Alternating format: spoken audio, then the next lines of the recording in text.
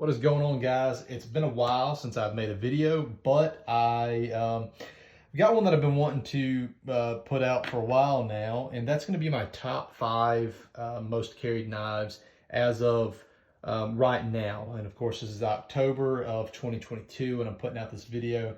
And I think this is going to be an appropriate time to put this video out because there's a good chance that my top 5 is going to change by the end of the year. I've got a few knives coming into the collection that I'm really looking forward to. And so I think right now is the perfect time to kind of do this in a way that will be, a true representation of my most carried knives as of right now. And so these are going to be in, they'll be in a particular order. I'm going to start off with 2 honorable mentions. So first honorable mentions going to be the Medford 187. Guys, this thing is a freaking huge knife. I mean, it is so freaking big, but it's kind of slender also. So it lends itself to being an easy knife to carry for its size. I mean, if you go to looking for a knife that's this size and this weight, usually they're going to be harder to carry because they're going to be, kind of thicker. This has got a really, it's got a really useful profile. So yeah, this is going to be an honorable mention just outside of my top 5, but I do carry that one quite regularly. Also, another honorable mention is going to be the Hinderer Eclipse. This is a 3.5 inch Bowie. This is the Southern Edges exclusive. The only reason why this one is not in the top 5 right now is because I just got it about a week ago. So I'm being completely fair to, the knives that I have actually carried the most up to this point. And just simply because I haven't had this one that long is why it's not in the top 5. But this is a good knife. I really do like this knife.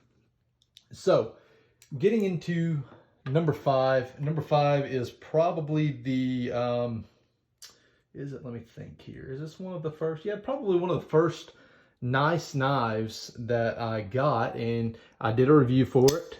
One of my earlier reviews, the Medford Slim Midi Marauder. This one is a DLT exclusive in S90V with the Tonto blade.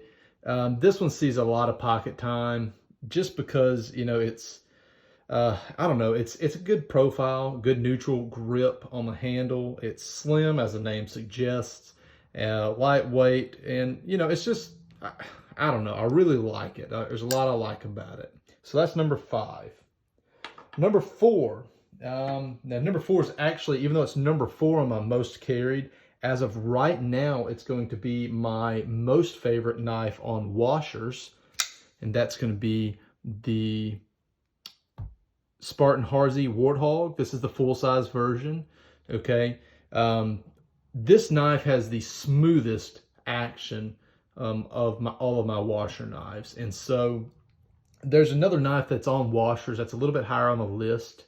But this one, the action on it is just like, it is so glassy smooth. So as far as washer knives go, this would probably be my number 1. But as far as most carried knives, this one's number 4, the Spartan Harsey full-size folder. This is the Warthog edition, DLT exclusive also. Number 3. Oh boy, this is a totally unbiased. This is true factual account of which ones that I carry the most. And this one, when I got to thinking about it, I was really surprised that this one was actually in my top 3. But that's going to be the Medford Smooth Criminal. This is a quirky knife. Okay, it's got some, I don't know, it's got some weird things going on with it, like this big freaking lanyard loop back here just hanging out here. It's a button lock. It's got a really kind of tiny flipper. I mean, it's not a perfect knife by any means, but this thing just, I don't know. I really enjoy carrying this thing, and it's a button lock, so I end up fidgeting with it a lot.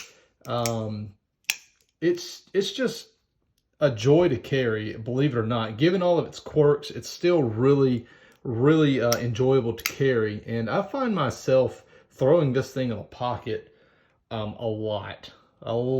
So Medford Smooth Criminal, number 3. Number 2 is a more recent addition. And in fact, it's actually going to cause me to go back probably and revisit a video on its little brother that I had put back, a video I put out quite a few weeks ago. But that was on the Medford, or not the Medford, excuse me, the Strider S&G. I've since gotten a Strider SMF.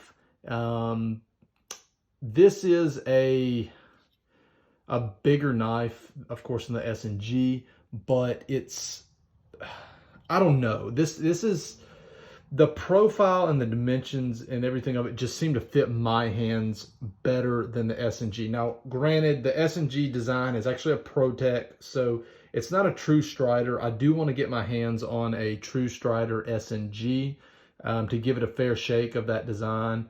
But I can tell you without a shadow of a doubt that the SMF has found itself in my pocket a lot ever since I've gotten this thing. And yeah, it's actually, like I said, it's going to make me revisit kind of some of my thoughts that I put out on the S&G design in a past video. So number 2, Strider SMF.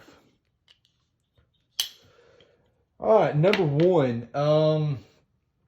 Number 1 is a knife that you've probably seen in several videos. I've put it out in a few shorts. In fact, I put it out in a short video that said, you know, most carried knife of 2022, and it still is. It still is right now. That's the Hinderer XM18. And now this one's in a Spanto, however you want to say it, blade shape. It come with a black G10 show side scale. I swapped that out for the titanium scale and I have never looked back. This thing just sees a ton of pocket time. It is my default. Like, if I can't think of a knife to grab, because, you know, I do have several in my collection. If I just can't think of a knife to grab, this is the one I grab. I just don't hesitate, reach straight for this guy. I don't even know how well it's going to show up on camera. I've carried this thing so much that there's some areas on the ano, this bronze ano, but it's kind of starting to wear off a little bit. I don't know if that's going to show up, but it's kind of got a little bit of silvering going on here on the edges, and it's also got a little bit of that going on right here in this area as well. This thing is just stupid smooth. I don't know. It does everything that I want out of a knife. You know, it's got a good slice and edge. It's got a great blade shape. It's got, you know, a tip here that's kind of a little bit strengthened because of the design. It's got a finger choil. It's comfortable to hold, you know, because of this kind of rounded shape. This knife is definitely, as of right now, my most carried knife of this year, and it has been almost since I've got it. It's been my default knife. So, like I said, I do have a few knives coming into the collection that are probably going to shake up this top 5 a little bit. I've got a large Sabenza drop point coming in, and I've got an Umnumzon and a Tonto blade shape coming in. I have a feeling that at least one of those is going to creep its way into the top 5. I think I know which one, but I'll save that for a future video. Guys, again, sorry it's been a while since I posted a video, but yeah, what are your top 5 most carried knives so far this year? You know, comment down in the comment section and let me know which knives that you've been carrying the most. You know, let me know if you disagree with my top 5. I would love to hear your thoughts and comments on it. I think that's it, guys. Take care.